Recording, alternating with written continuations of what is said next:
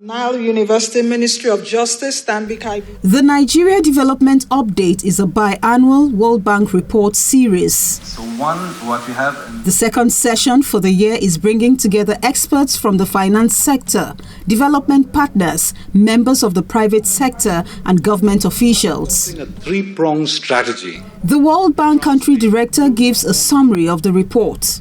Despite these stabilization gains, many Nigerians are still struggling. Most households are struggling with eroded purchasing power. Poverty, which started to rise in 2019 due to policy missteps and external shocks, including COVID, has continued to increase even after the reforms. In 2025, we estimate that 139 million Nigerians live in poverty. The report, which is titled From Policy to People, Bringing the Reform Games Home, notes progress in economic growth, domestic revenue mobilization, monetary policy, and external balances, while underscoring persistent challenges such as high food inflation, widespread poverty, and structural barriers that constrain inclusive growth.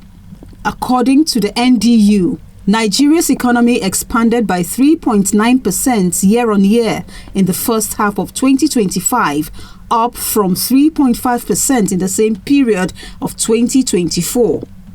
The report also highlights other economic indices such as rising food inflation and FAC allocations, which must be checked. What we're seeing is that inflation is going down, which is good news. I think where more effort, and as Matthew mentioned, that needs to be done is on food inflation. So that food inflation is still high and need to be tamed down because it's basically the biggest tax on the poor.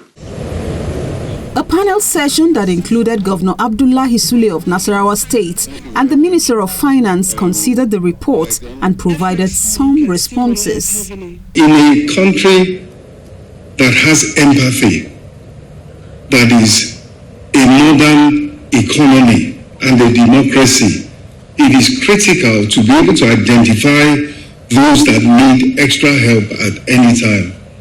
And with the robust register that we have and methodology for payments, with the intention and the aspiration must be that every year in the budget you identify an amount that you can use to help those people. Every local government, our 13 local government also in Nasarawa State, every one of them is engaged in agriculture. So we have 13,000 hectares.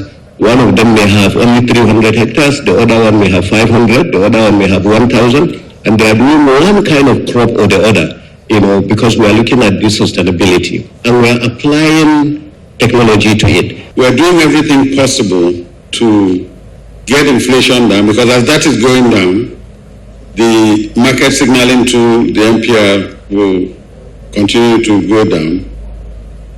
So when that goes down, lending rates become more affordable, so to speak. Clearly, there will be a flight to safety, so the banks will invest in government instruments. And of course, as you know, that will also be useful in getting in the FPIs that enable us to stabilize the FX rates. The report is expected to serve as a guide for government at all levels to identify areas of concern as well as correct them in the interest of national development.